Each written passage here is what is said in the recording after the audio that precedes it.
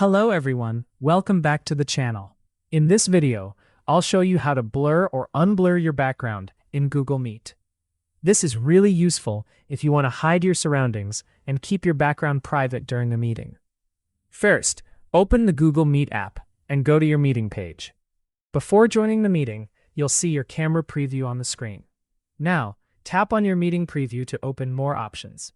Here, look for the profile or effects icon and tap on it. Once the menu opens, select the Backgrounds option. Now, scroll through the available background effects until you find the blur options. You'll see options for less blur and more blur. If you want a light blur effect, select less blur. If you want to hide more of your background, select more blur. Once you select an option, the blur effect will be applied to your camera preview. You can check how your background looks before joining the meeting. Now, if you want to remove the blur and show your normal background again, simply return to the same background settings. Then, select the option with no background effect. Your background will now return to normal. And that's it. That's how you can blur or unblur your background in Google Meet.